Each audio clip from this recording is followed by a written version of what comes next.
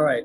Hi, everybody. I am Steve Levitsky. I'm the director of the David Rockefeller Center for Latin American Studies at Harvard. Welcome to this week's Dr. Class Tuesday webinar on the dilemmas of the new left in Latin America. I'm joined by my fabulous co-chair, Professor Francis Agopian. Hi, everyone. Welcome. I also want to thank Pao Ibata and Jill Scales for making this production happen, as they always do. Today's panel, before I forget, is being translated into both Spanish and Portuguese. So if you want to hear any of the presentations in either of those languages, just go to the interpretation button at the bottom of your Zoom screen. So last week, we did a fascinating panel on the transformation of the Latin American right. And so following the FCC's fairness doctrine, we were obligated to hold a panel on the transformation of the Latin American left. Apparently that was, all right, the fairness doctrine was abolished in 1987.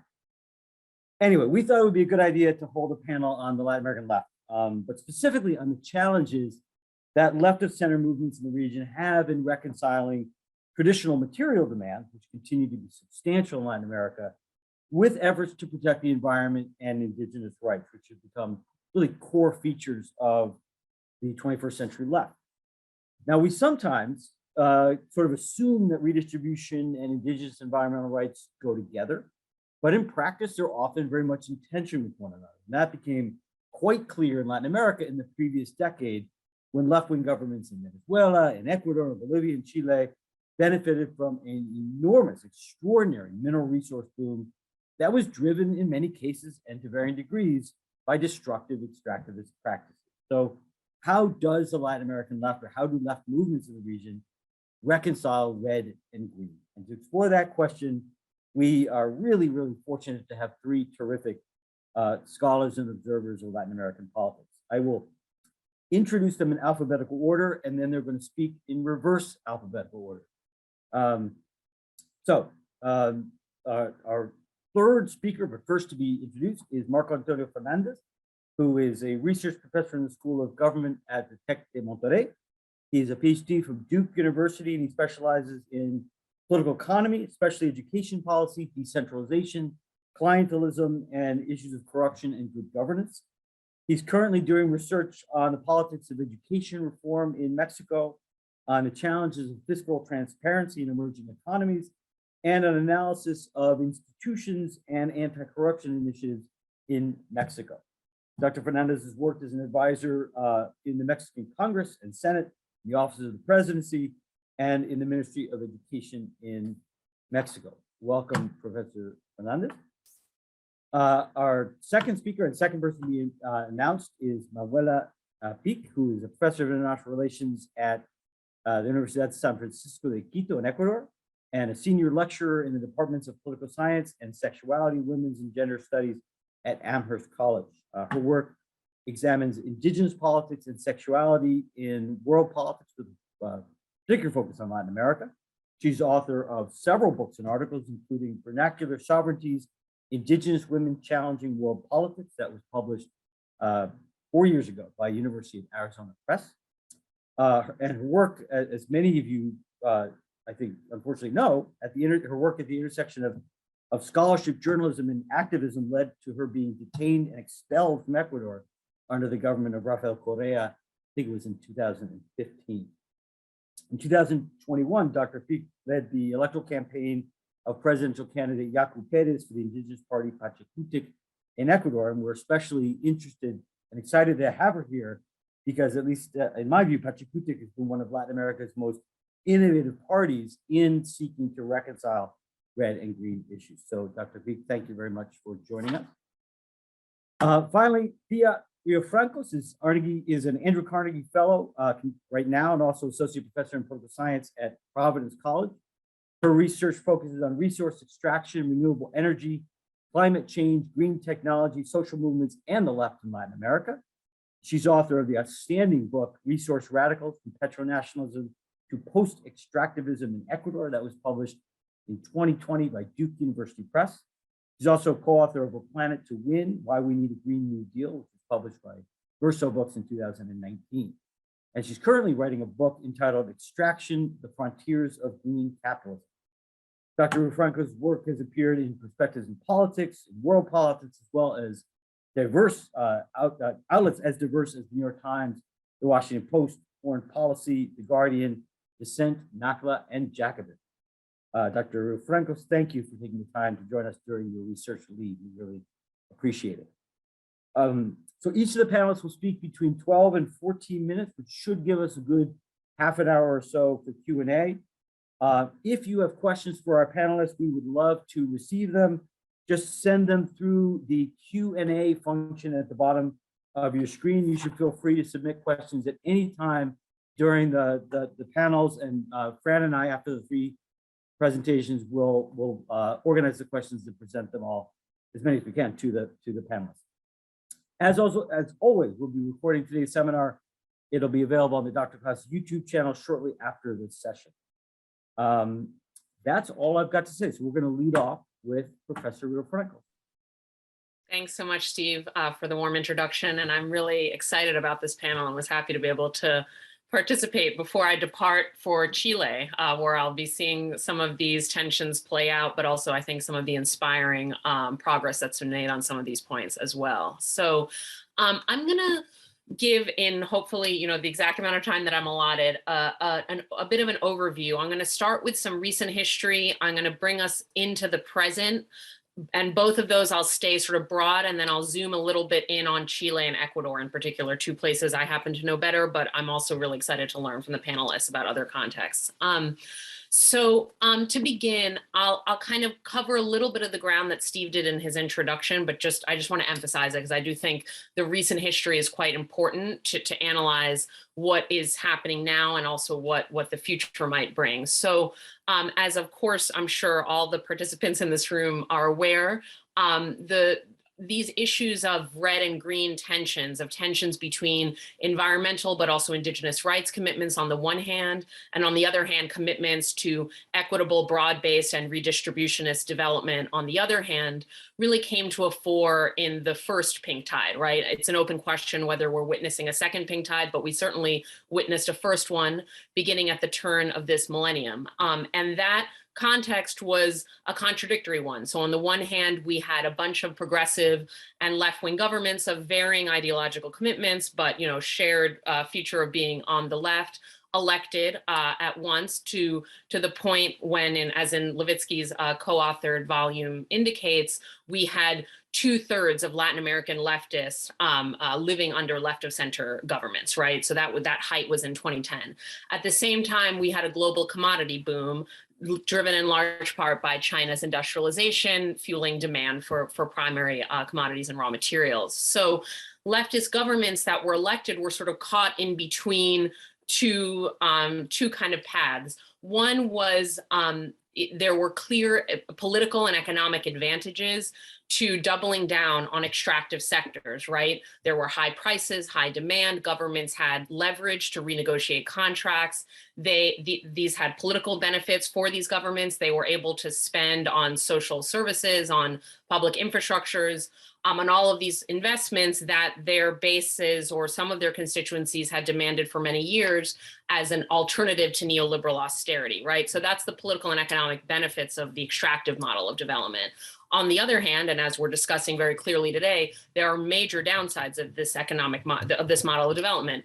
There are political downsides.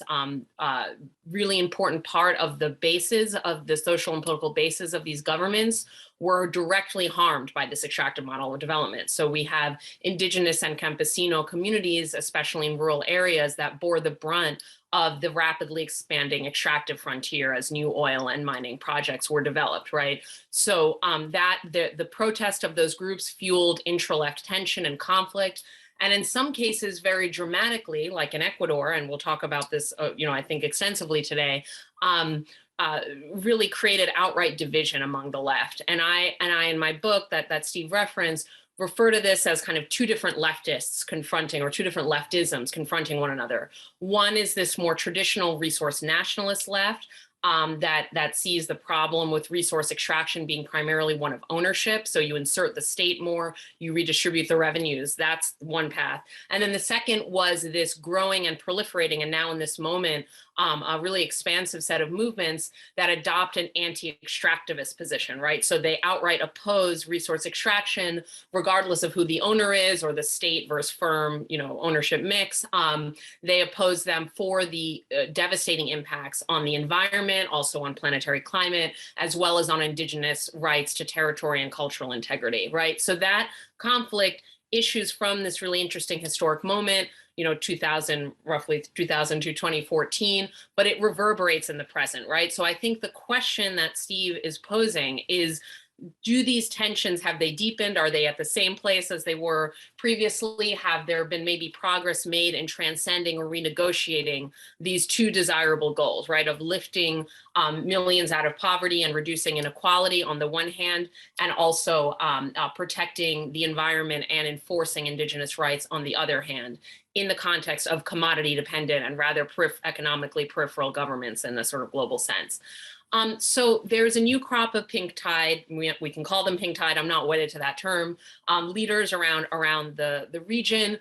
We had previous governments in power, of course, in Argentina, but we've had more recent elections in Peru, in Chile, in Honduras that have brought the left to power. We have potential left-wing candidates doing quite well in Brazil and Colombia, right? So maybe we're in the midst of a new pink tide.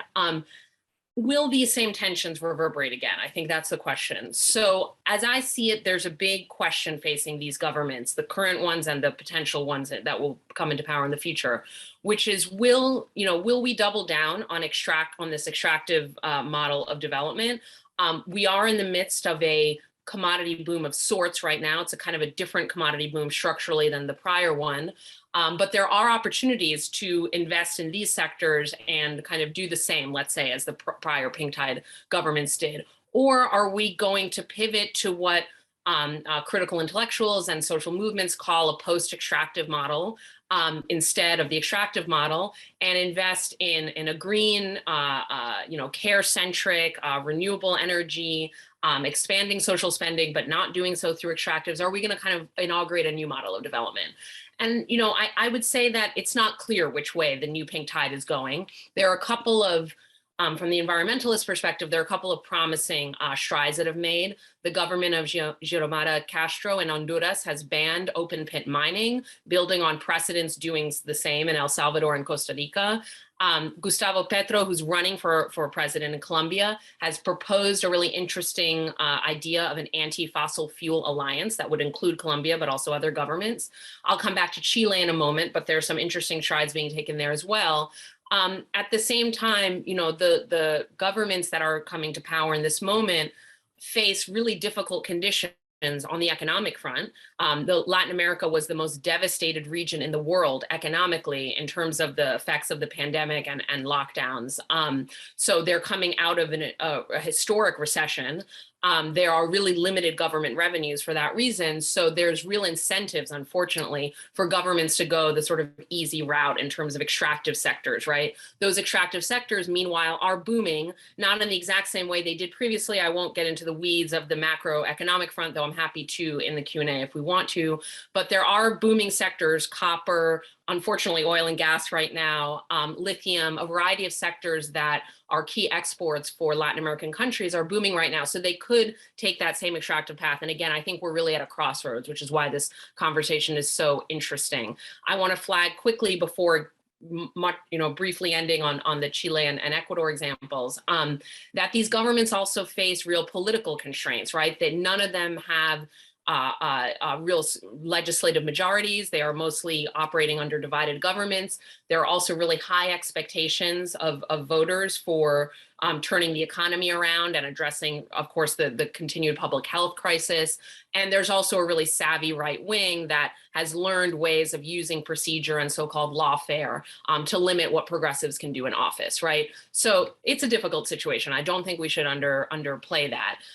Let me go to Chile briefly, and if I have time, and feel free to cut me off whenever if I am in risk of running over my time. I'm going to delve into Chile and then a little more briefly Ecuador, understanding that Manuela will probably say much more about Ecuador. But, I think that the Gabriel Boric government, which was just inaugurated a few weeks ago, is quite interesting on this front, because in a way, Boric, like being the diplomatic, dialogue-oriented kind of want to appease everyone type person that he is appealing to both of these left positions that I mentioned earlier. On the one hand, he has said clearly and repeatedly, no more sacrifice zones, meaning no more landscapes, ecosystems, populations, communities that are sacrificed for, quote, economic development, for the expanding extractive frontier. So he's really reiterating a key social movement demand on that front. On the other hand, he wants to assert more state control over and state presence in extractive sectors. He wants to establish a state-owned lithium company. He wants to redistribute the economic dividends of extraction more equitably. So, you see the two lefts are kind of, at work in his own campaign proposals. They're also on display in the Constitutional Convention that's unfolding right now and is a fascinating process to observe in Chile. This is a historic convention to rewrite Chile's dictatorship-era constitution.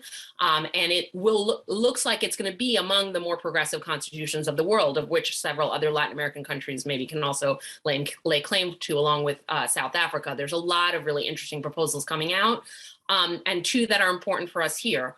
One is the very interesting proposal to nationalize mining, which of course has been roundly criticized by the right and by mining companies. But what I think is interesting about it is that it's not just to nationalize mining in the classic sense, it's also to nationalize it plus limit it, which is like an unusual proposal, right? So it says we're going to expropriate, mining assets, but also we're going to have no mining on indigenous territory in sensitive ecosystems and wherever communities say no, right? So that's a kind of like red-green kind of fusion proposal that passed the environmental committee in the Constituent Assembly, but has not passed the plenary yet. So we'll see. What has passed the plenary, and I'm getting towards my conclusion here, is the rights of nature, right? And I think that, there was an earlier moment of the movement to institute rights of nature where many people, including on the left and in the environmentalist community, doubted whether the rights of nature could have a real impact on policies, on sectoral development.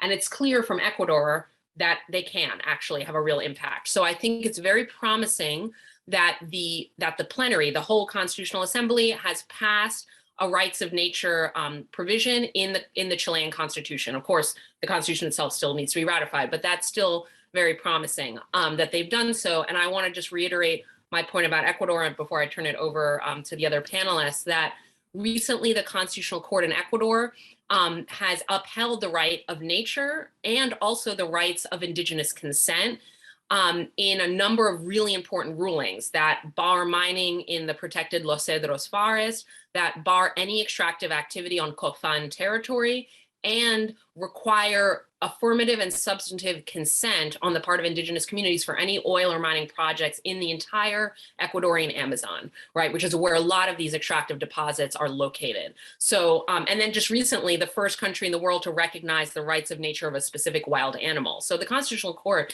in Ecuador is very innovative. And I want to just say that it's an interesting policy process because it's social movements and communities bringing these cases to the court and the court upholding constitutional rights, bypassing the legislative process where these issues have really been stymied, and also showing the court's independence from political pressure from the presidency in Ecuador, the conservative presidency, or from lobbying of extractive firms. So I think that that's quite impressive. I'll just finish by saying, have these tensions transformed?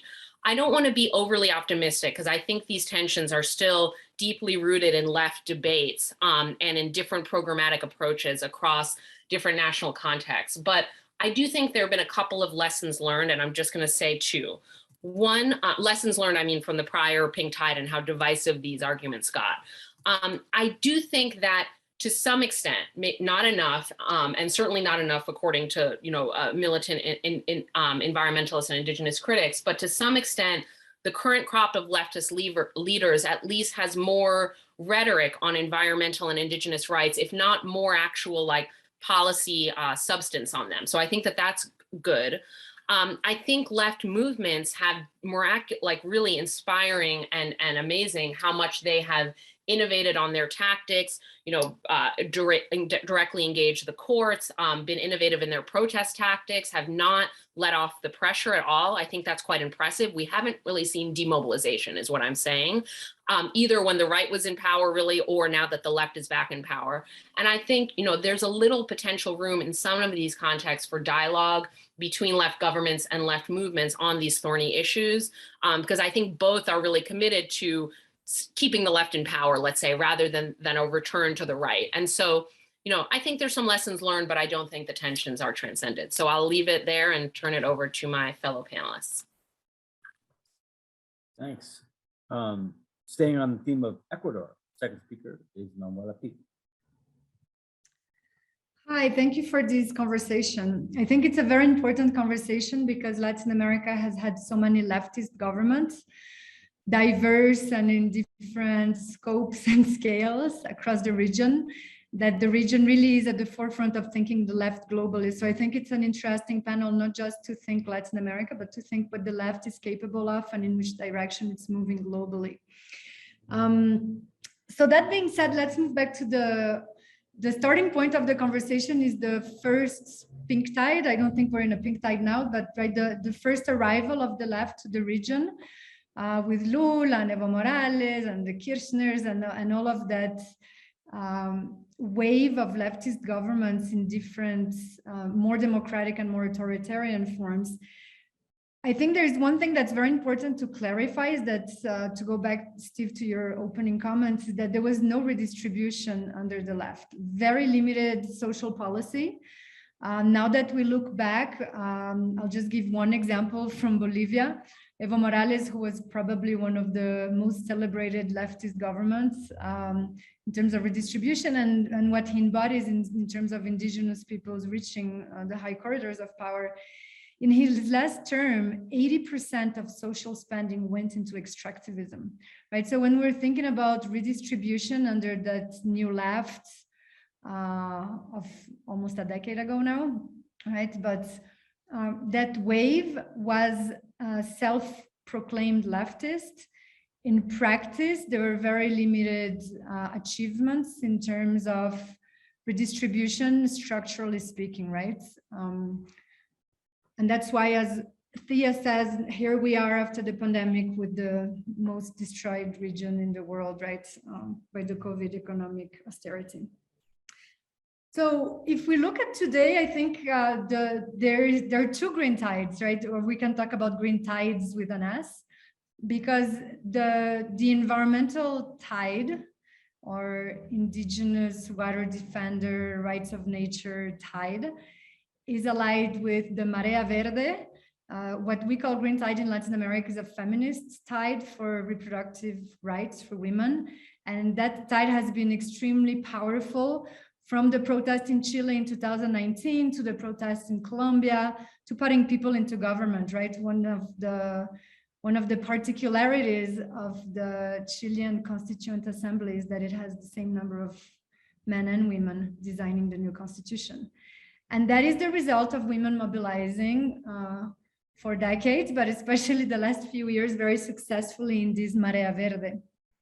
So the current green tide is feminist, is indigenous, it's Black, it's Afro-descendant, right? And it is as a result of all of that environmental. And I say as a result of all of that because environmentalism is anti-extractivism, and anti-extractivism is anti-extractivism not just of nature being sold as cheap nature on global markets, but of our bodies, of our communities, right, being zones of sacrifice. The communities, just as women bodies, are zones of sacrifice. And this is the contestation that's going on now. So a lot of this green left, this green tide that we're discussing today is actually the result of a move for consent in a very deep level, a move for self-determination that has started led by indigenous communities, right, with claim for plurinationalism, but also claims for post-extractivism. And has been adopted, right? This notion of consent for projects on our territories is consent for any project going on my body, right? So there is a very deep alliance of these green tides that are moving forward. Now, these new leftist governments that are being elected into office are very different from the prior ones, in that they're most of them feminist. We can look at Boric's government. We can look at Prieto in Colombia running with Francia Marquez, right? An Afro-Colombian woman, nature defender, feminist, as his vice president. And so there is this new left is definitely marked, the incoming left, I shouldn't say the new left, is marked by more diversity, more pluralism, right? More engagement with different sectors of society, but it's still a left, a traditional left, right? Whether we're talking about Boric, who comes from traditional leftist sectors and has traditional leftist claims of redistribution, which are fine. I mean, we're all fine with redistribution. The problem is traditional redistribution has not redistributed, right? And we're not seeing that enough in the current narratives, because to really redistribute, we have to stop extractivism. Extractivism happens on certain bodies, on certain territories, for certain elitist profits on global markets, and that is not yet contested. So as much as I will celebrate all of the incoming leftist governments, so for instance, President Castro in Honduras arrived and within a few weeks declared a mining ban, right? Open pit mining ban. To be celebrated for sure. So there is a clear defense of territory and move away from dependency, traditional politics of dependency towards the US and global markets. And at the same time, she's invited former president of Ecuador, Rafael Correa, to advise her, right? So there is this ambiguous move forward. And I would say that's the case in most governments. And the challenge is that as much as they are green and human rights defenders and feminist and diverse and portray and perform the united colors of Benetton, ultimately, all governments in Latin America, all states in Latin America are structurally extractivists. Right, so of course we can take Bolivia, Ecuador, and Venezuela as extreme cases with over 90%, right, of our public spending, depending on that. But even Brazil has 60% of its economy running on extractive industries. Agribusiness is massive. So I'm very optimistic about the return of Lula and a much more mature return of the left in Latin America this year and the next few years. But how is Lula going to move the economy away from agribusiness? Because protecting the Amazon, it's great to say no more mining in Yanomami territories. And we're very happy to see Lula finally aligning with indigenous claims instead of just land claims from the MST movement, which are important, but are not the structure, right? The colonial structure of Latin America that needs to be tackled. But how do you stop extractivism to protect the Amazon if your economy depends on agribusiness? And if the agribusiness sector is 30% of Congress in Brazil, right? So, and the same thing can be said about the feminist movements. The Marea Verde is very strong in the streets, but the anti-gender movement, evangelical movements is equally very strong, especially in high corridors of power. In Brazil, 30% of Congress again. In Ecuador, the new president is an Opus Dei president who has just blocked the order of the Constitutional Court to legalize abortion in the best way possible in cases of rape. So we are at the same time that we're seeing all these positive changes, we're also seeing structural limitation or obstacles for the implementation of change. So I'm very happy to see the income of this new left, which I think is much more mature because it has learned from the authoritarian mistakes of the prior pink tide. And at the same time, the right is very strong. Racism is very strong in Latin America, and extractivism is very structural. So the big challenge that we have forward is to change the structures. And I don't know to which extent the government in place will be able to change their own structures from within. So to end in a positive note, because I think the change is going to be extremely slow and progressive, and we shouldn't expect any miracles from the incoming left. And I think the extractive credentials of all of these governments are around the corner, with all of the protests that will come, as we're seeing in Peru right now with Castillo, right? But to end on a good note, what I think is happening in Latin America, not yet at the top, but from below, we're seeing the mobilization of water defenders and feminist movements and indigenous Afro-descendant communities in a very solid manner, right? There's no demobilization, as Thea was mentioning. And that gives me hope. Last year in 2021, we had in Ecuador almost elected Yacu Perez, right? Not only an indigenous candidate from Pachakutik, but a water defender, a longtime water defender. And I think the future of indigenous politics is the post-extractivist rights of nature framework. Then we saw a few months later in Greenland, across the world, an indigenous anti-extractivist party win Congress in Greenland against an indigenous pro-extractivist party that had held Congress for a long time to stop a uranium mine in the south of the country. Then in June, we saw the election in Chile of longtime water defenders, Rodrigo Mundaca, right, from the movement of access to water in Chile. And 3 other female legislators were elected through that movement to enter the Constituent Assembly in Chile. So we're seeing water defenders, we're seeing feminists, and we're seeing people like Francia Marquez entering from below. Now, will they have enough power to change the structure above? It may take a long time, but they're slowly entering politics. And I will close saying that I think it is a legacy, or maybe the turning moment was the assassination of Marielle Franco in Brazil by the Bolsonaro team. When we see the certain bodies saying we cannot stay on the outside looking from the outside in, we have to enter and invade. So this Occupy Wall Street, Occupy the corridors of power is really taking place across Latin America. We're seeing it in the Andes. We're seeing it in Brazil. In Brazil, one of the most exciting things happening since the assassination of Marielle Franco are collective mandates, meaning collective candidacies.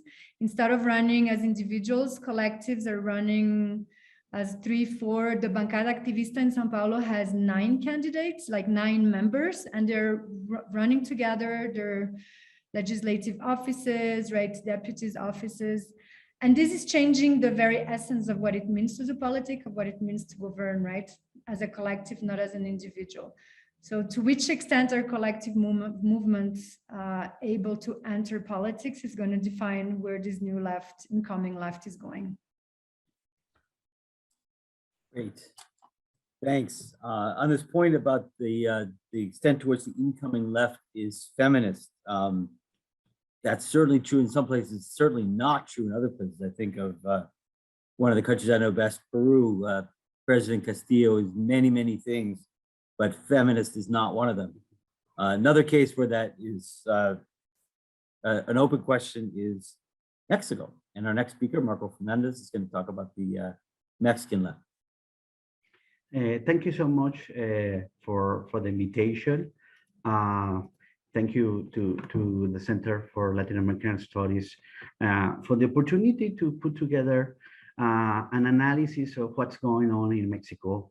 First, when I received the invitation, I had to write back to Steve, because sincerely, I saw this framework of red and green left, and I do not see how I can accommodate the Mexican case under these analytical lenses.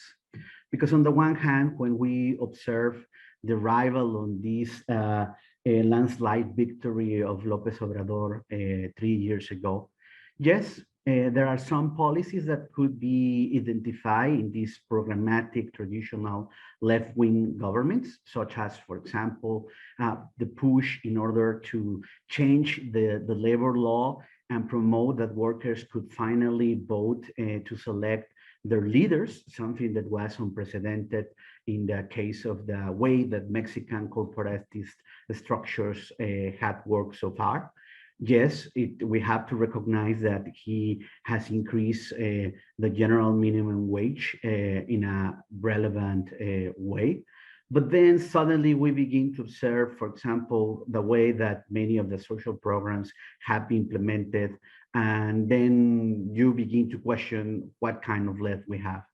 And we also see several of the actions in the agenda of attacking both the feminist agenda, the environmentalist agenda that has been raising their voice against some of the main public works that his government is constructing. I mean, the case, for example, of the Mayan train in the south, and the way that that President López Obrador has disqualified totally the environmental concerns, the constant attacks against NGOs and journalists, and these measures even that some could identify more related to the neoliberalism, the one that he constantly criticized, but paradoxically, he has been basically reducing the benefits of public workers,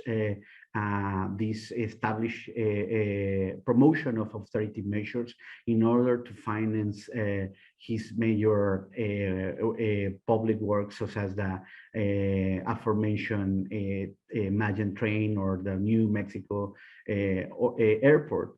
And unavoidably, I mean, you would, put into question what kind of left is the one that basically increases the militarization of the country, not only in the role of security, but now is the main builder of public works in Mexico without oversight. Recently, I received this survey that one of my former professors, Herbert Kitchell, conducts, in terms of clientelism and programmatic politics. And as I was going through the survey, I said, well, here clearly the problem is that you cannot approach Mexico with the lenses of programmatic politics, because what we have been observing is, on the one hand, and taking advantage of the framework that Steve and his colleagues put together of this inclusionary left. Yes, in Mexico, we have seen, on the one hand, that hand in hand with the weakening of the traditional parties, there were multiple voices that wanted to be incorporated in the representation of the public sphere. We could see, for example, a growing dissatisfaction because of the corruption that had prevailed with the PRI, and that the PAN was not capable to cope with. The challenges that have arisen because of the violence that has been observed in Mexico now for more than a decade, that opened the need for many organizations that are protecting human rights and promoting the rights for victims has multiplied. And paradoxically, those groups have been denied a voice, or have basically not been heard by the new government. So we observe that in this, as part of many of the changes, there was this new feminist, for example, agenda that clearly has been more important in Mexico. The feminist sides that have been very painful basically strengthened the need of this agenda for the feminist movements, and in addition to the demand of more equal representation. And in the case of the voices of feminist movements, once again, we see that López Obrador, has not been very receptive. And before the election, there were all these specialists that were talking about that the Mexican party system was stable, and there was this expectation, what would it mean, the arrival of this new government, that maybe it would be just that López Obrador would basically take over the support base of the PRD, no, a more traditional left wing party. But things have been much more complicated than that. And López Obrador was capable of, despite of having made his career in a political traditional party, to present himself as an outsider and a savior to renew the Mexican politics. And when we observe that, consistent with what we know of the literature, Weiland and others that have warned of how these populist governments behave, well, we have observed the challenges for Morena to really become an institutionalized party and not only a movement in support of the president. The traditional parties have been incapable of really organize the discussion other than be criticizing the charismatic and personal discourses that López Obrador has been constantly putting in the public arena with the daily press briefs that he has. And in that sense, what the best that they have been capable to do so far is to have a very flimsy alliance, no? When we observe, for example, what happened when López Obrador was arriving, and now how the new landscape of governments in the Mexican states have changed, you can see clearly that despite that this movement that is not really institutionalized, well, he has been able to push the electoral gains of Morena around the country. There are elections in Mexico once again this year, and so far the polls show that Morena is going to have a good electoral year once again, no?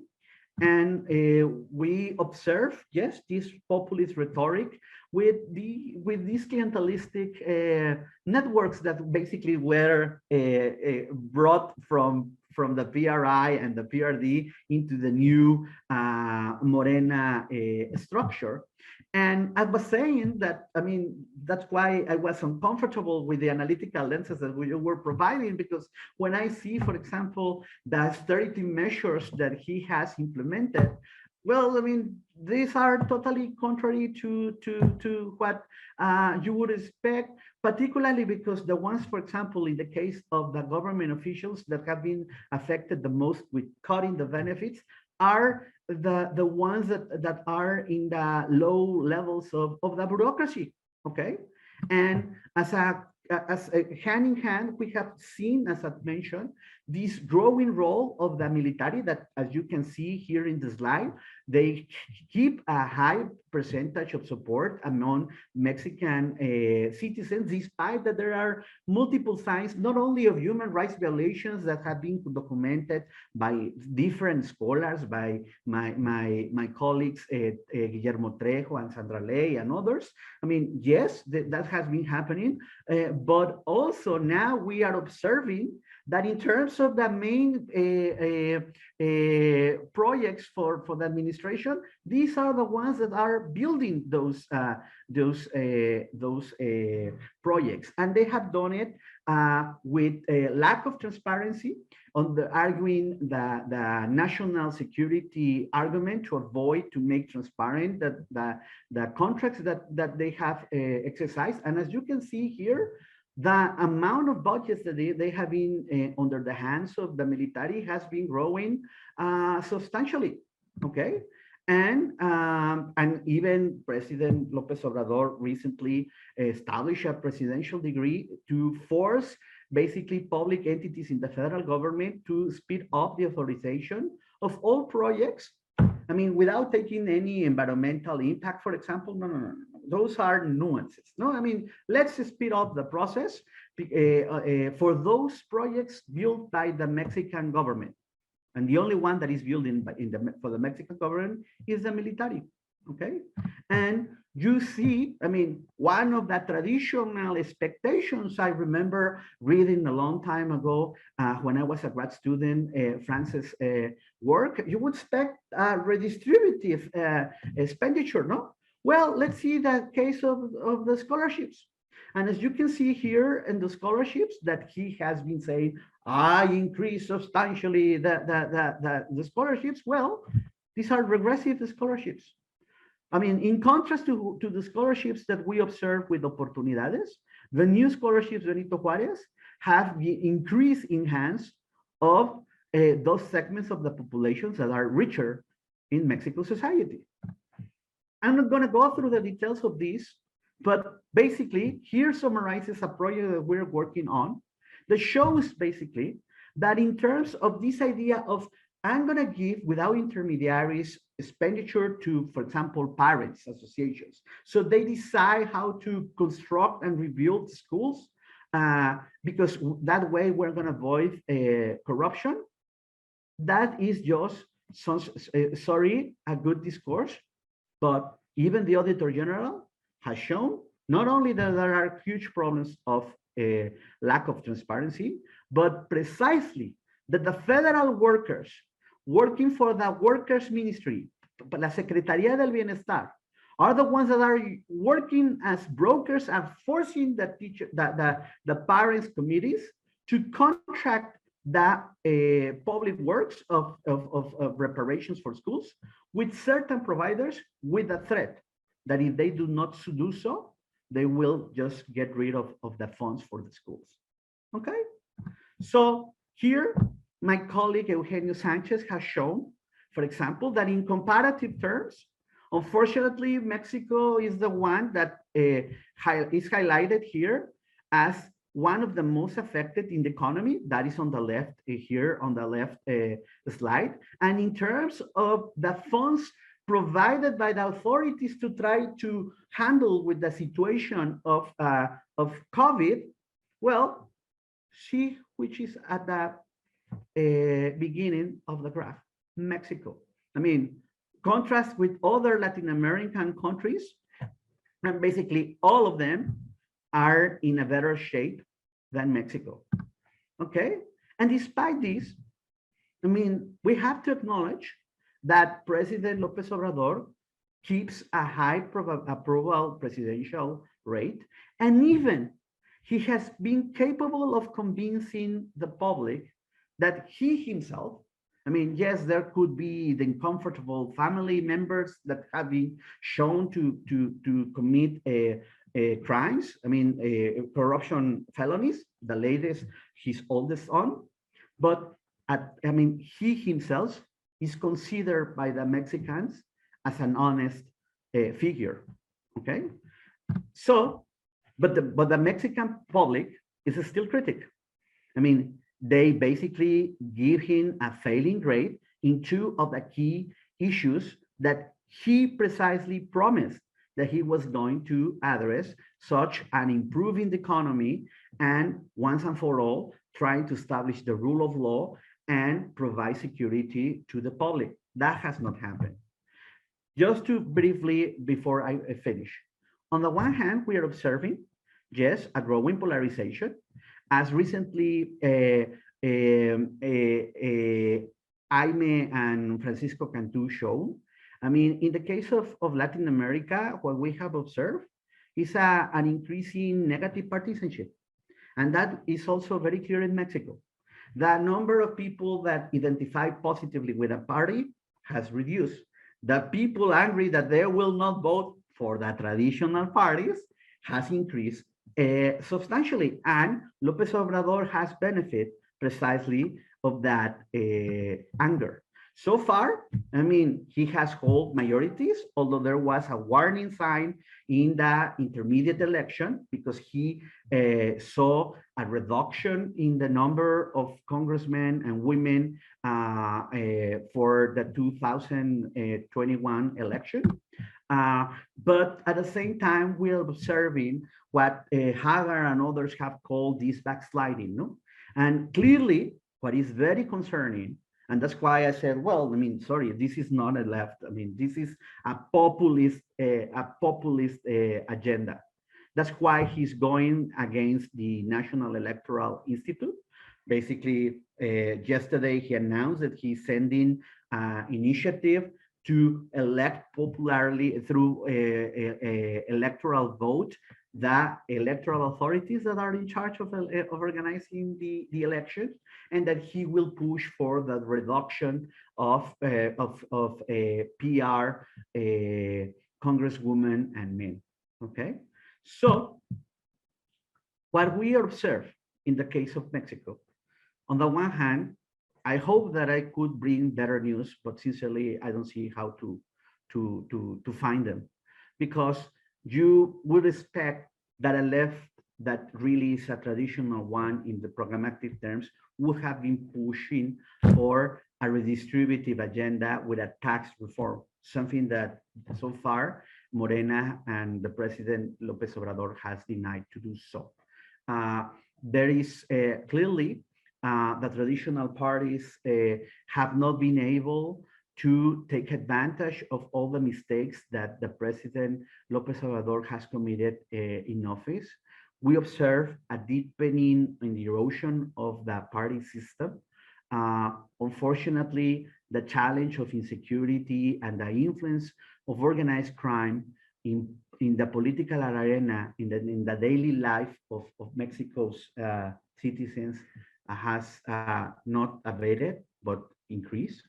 And the big question is, under this scenario, what we have observed typically with the tactics of a populist, of saying you are with me or against me, this idea of trying to use the personal discourse to increase polarization makes things much more complicated in order to consolidate this fragile and young democracy as the one that we observe in Mexico. So as you can see, colleagues, at least from my point of view, when we go through the overview of the situation of Mexico, sorry, but Steve, I don't see how the red and green analytical framework of approaching the left could help us to understand what is going on with Morena and López Obrador in Mexico. Thank you so much. Thank you, Professor Fernandez. I've got a question for you on that very topic. We have about around 25 minutes left for Q&A. Fran and I are going to try to get through a couple of rounds. So I'm going to pose 3 or 4 questions to you guys as a group, and then if you could you should answer. A couple of them are directly for individuals. Others are general. You should just take the questions that you want to answer and try to keep to about 2 minutes in your answer if you can. I know that's pretty tight, but that'll give us time for a second round. So couple of questions from June. June was, we lamented her absence last week. She was in Nicaragua. She came back with a vengeance, with a flurry of questions today. Thank you, June, as always. One question is following up on Thea's point about the anti-fossil fuel alliance that's proposed by Petro in Colombia. If you could just tell us a little bit more about what that would look like, what that is proposed to look like. Second question, we'll get back to Jude's other question. Manuela, this is actually a question mostly from me. You mentioned, or you argued forcefully, that the green tide encompasses feminism and feminist demands. And I wanted to ask you more, and all of you can answer this, not just Manuela, but to what extent does, I guess what I would call social progressivism or social liberalism, feminism, gay rights, have a space in the contemporary new Latin American left? This is not, I mean, I look at Peru and the answer is not very much. We just heard from Marco that in Mexico, at least in Morena, very little space. It's an open question in Brazil still. This is a region where the left is still much more red than, say, Northern Europe. So is there a constituency for the electoral left to carry social progressive demands, feminist gay rights demands? The third question is, I'm lost now. Oh yeah, here, back to Marco. So I want to ask you about the green left. Where is it in Mexico? It's clearly not in the government. So where are we seeing pushback from a more green left against the pretty retro policies of the AMLO government? It's got to be somewhere. Mexico's a big country. And finally, back to a general question from June, which I think is terrific, but speculative, which is to ask you guys to speculate a little bit on the impact of the Ukraine war, which is obviously stimulating fossil fuel demand on green left movements in Latin America. Should we expect this to stimulate or undermine movements toward greener policy? I will stop there. There's several other questions in the queue, but Bram will pick them up. Why don't we go in the order of presentation? So we'll start with Thea. Thanks so much for these great questions. So yeah, I think that the candidate, presidential candidate Petro in Colombia has proposed this anti-fossil fuel alliance, and this actually maybe touches on a couple of the questions, including the question about Russia's invasion of Ukraine and oil prices. But I'll see if I can make that connection briefly at the end. So he has proposed this anti-fossil fuel alliance, and I think from the reporting, I've really just read a Bloomberg article on it. There hasn't been a huge amount of reporting on it. I haven't read the Colombian press, so anyone should correct my perceptions if they're wrong. But what he has proposed is an alliance of governments in the region who want to commit to phasing out fossil fuel extraction as like a significant sector in their economies and embark on like a post-extractive transition where other sectors would take the place of oil. I think he's listed the knowledge economy and the tourism economy specifically. I want to flag that, like, you know, for all the criticisms that we should rightfully lodge at the Correa government, in theory, that was their plan. I mean, if you look at the Plan Nacional de Buen Vivir, they also wanted, in theory, and, you know, in my book, I get into all the intra-government disputes on this. It wasn't like a shared position, but there were big parts of the government or officials that also wanted to embark on a post-extractive transition.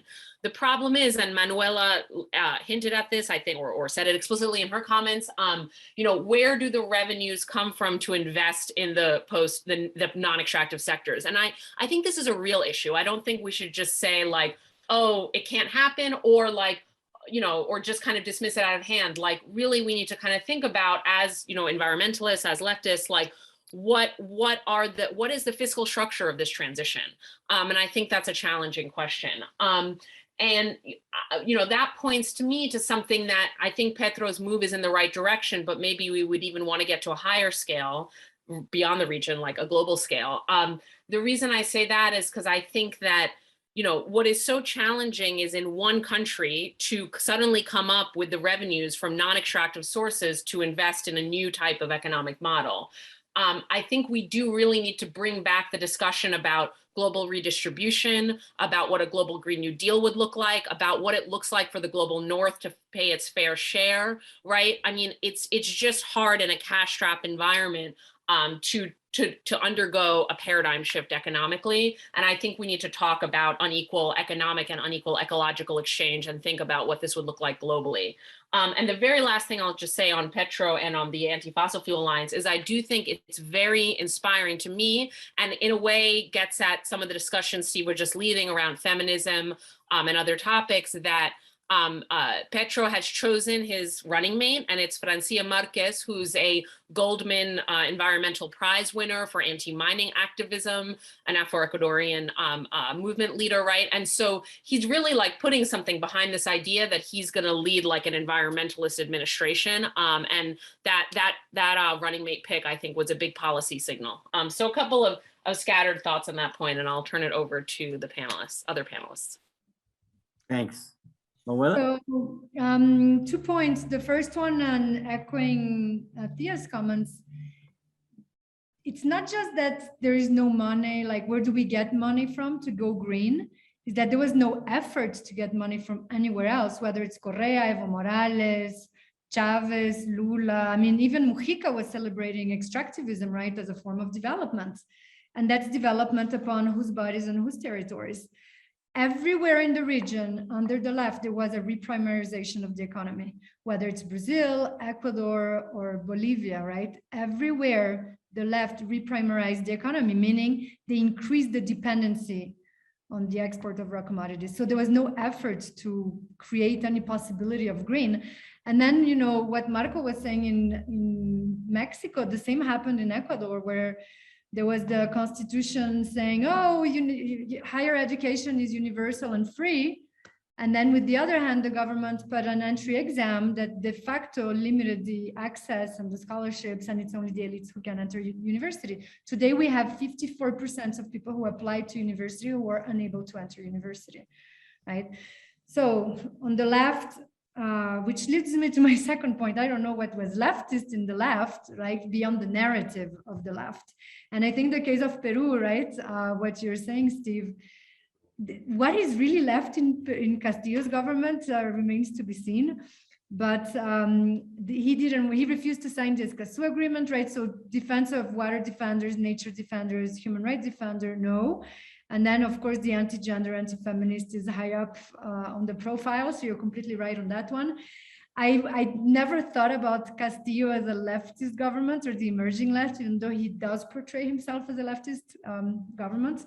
So what I would say to respond to your question is that the social progressive, which Castillo is not a social progressive, even though he frames himself as the left, right? But the social progressive in Latin America today are deeply allied with feminist movements, indigenous Black movements, and with the LGBT movements too. And I'll just give us an example. In Brazil now, how Lula is being supported and almost carried by a lot of LGBT singers or queer singers like Pablo Vittar, Gloria Groove, Anita, who have been, despite the prohibition from the federal government of doing campaign, who have been actively promoting Lula and calling for young people to go register to vote, etc. So I think the alliance is deep and is a very good sign, because it's an indicator that at least some of the left has learned from its mistakes, right? Its authoritarian mistakes, and is proposing a more diverse and plural income into government a la Boric. Great, thanks. Marco. It's a very interesting question. And I sincerely have a hard time of trying to see what is the left in Mexico. Because on the one hand, when we observe, for example, the electoral support of what it was identified as the traditional left, no? Let's say PRD, basically is agonizing, no? It's like, is really struggling because of internal mistakes and because of the capacity of López Obrador of bringing part of their support base into his coalition. Basically, it has had a hard time to really offer a credible alternative to the López Obrador agenda. Then we have this, I don't know how to call it, this behavior of these allies, electoral allies. Let's see, the Labor's Worker, no, Labor's Party, the PT, that recently, in a very disgraceful way, install a friendship congressional group in favor of Russia, in light of what's going on in the Ukraine war. That happened 2 weeks ago, okay? And that is one of the key allies for López Obrador.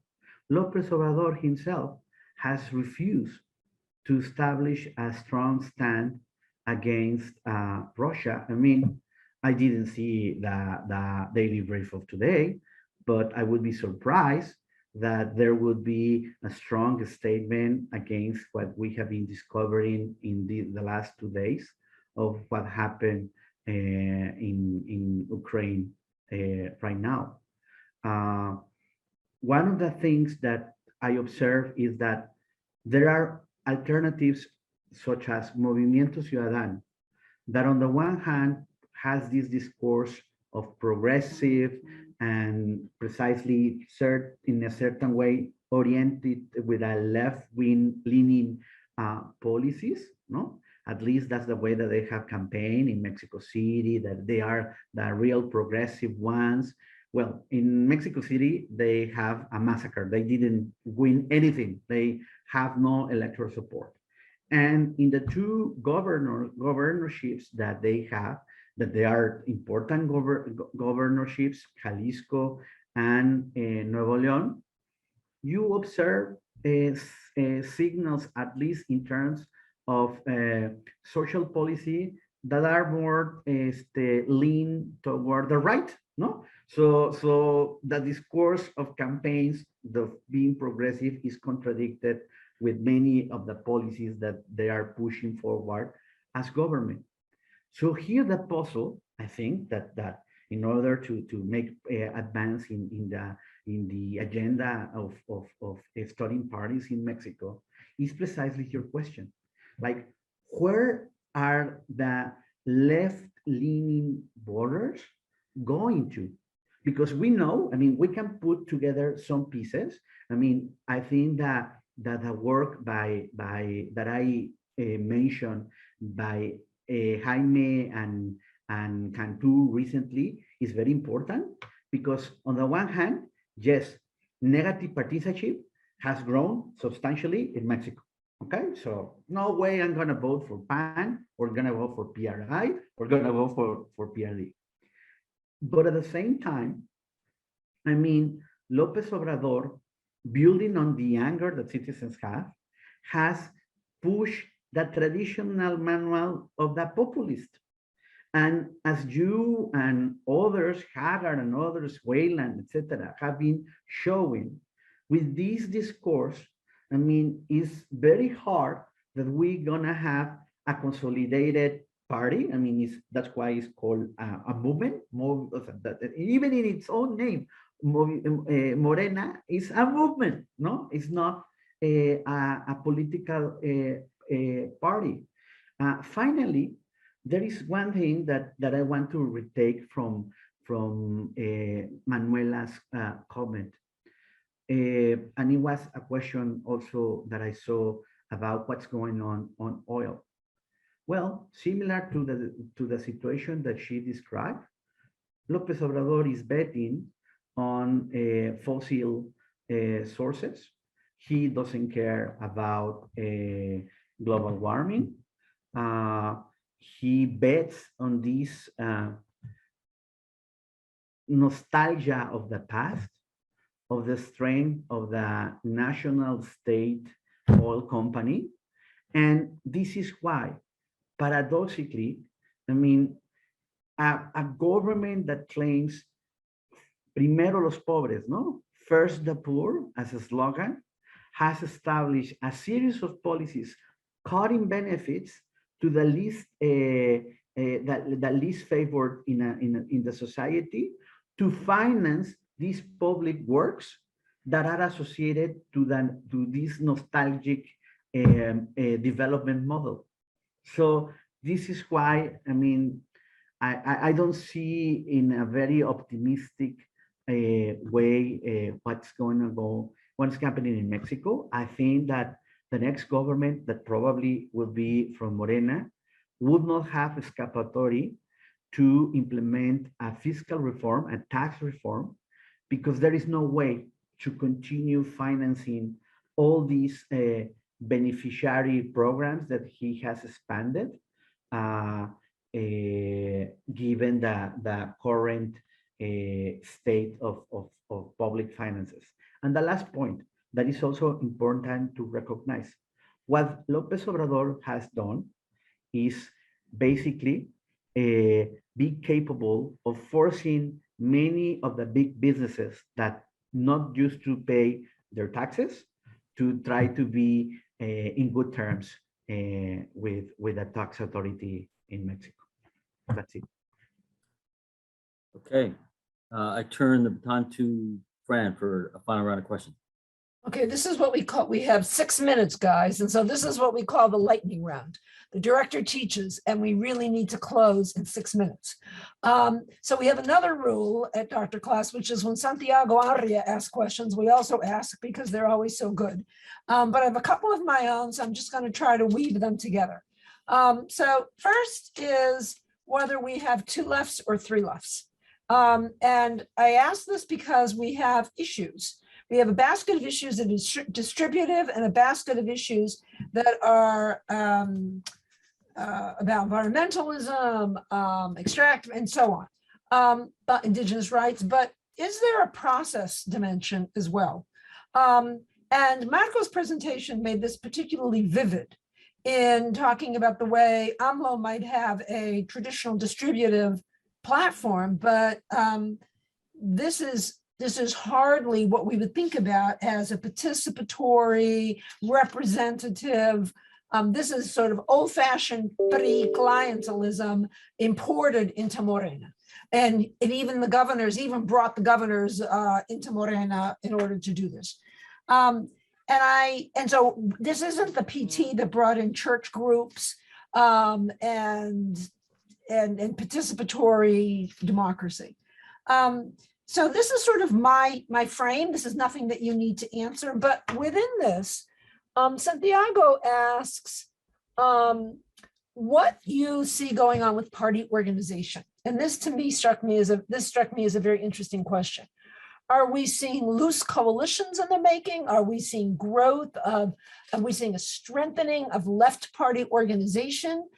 So where do we, are these movements, are these parties, what are we seeing here on the grassroots and how people are mobilizing for these issues?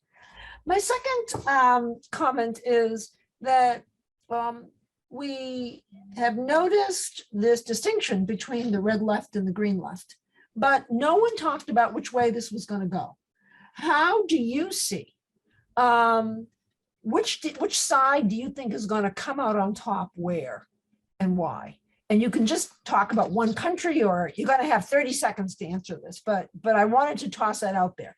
Nobody really talked about what would we look for to be able to predict who was going to win. And my third question is, and Santiago, let me tack on to that. The Santiago also asked about the cultural dimension of issues. We brought up feminism. This has come in, but there's obviously been an anti-feminist movement. There's been an anti-LGBT. We've seen in Brazil, a Escola Sem Partido. We've seen all kinds of resistance against a broader cultural left. And so we've seen a strong reaction on the right. So how do we, how are political actors on the left and right? There's been a polarization around these issues, and how do they see that? And my last comment is really a very broad one, and that is there any room for sustainable development in Latin America? And I ask this because I'm wondering how we're going to have a knowledge economy without lithium. How are we going to feed the world without agribusiness? I mean, these are just practical questions. It doesn't mean the destruction of the Amazon has got much more to do with gold mining and log rolling than it does with the danger to the biome in Brazil of agribusiness is the Cerrado, not the Amazon. But is there any way to reconcile the fact that there's a demand for growth, there's a demand for distribution? And I would actually dispute that the commodities boom did not redistribute wealth. Tens of millions of people were lifted out of poverty as a result of it. That doesn't mean that the Amazon had to be destroyed. That doesn't mean that, but just in terms of, but the basic facts are there. So how do we think about that? So you've each got 45 seconds. Answer whatever you want. I just had to say that. Okay, I will go for the last one. I think that unfortunately, facts are going to impose in the region, and it's going to force, because of need, not because of conviction, the sustainable development agenda. I mean, clearly, for example, so far I see in Mexico, I mean, that agenda has been disregarded, but the signs of global warming and the consequences are multiplying. So people are going to be, I mean, more and more the voices raising those concerns and pushing to be considered seriously this agenda is growing. So I think that that's going to eventually force parties to take it seriously. They cannot continue denying it. Perfect, well timed. Manuela and then Thea. Fact is that agribusiness feeds our meat, not ourselves. And when it comes to the left, I will say that there's so many lefts because the left is an European legacy. It's a legacy from the French Revolution and inevitably doesn't fit Latin American needs for emancipation. So what we're seeing now, and that's why the question, are we seeing 2, 3 lefts, maybe more? What we're seeing is the Latin American movements trying to adjust the left to its realities. The first left, Pink Tide, was an European left. We're hoping that now we're constructing a Latin American left. Should I speak or we're at 1:20? I don't know how sharp that is. Go for it, go for it. Go for it. Okay, I don't think it's useful to see this in black and white terms. There is a whole gradation of extractivism and extraction. The point is like to reduce extractivism. I define extractivism as like the predatory, harmful, and violent, rapid expansion of the extractive frontier to serve global commodity markets, right?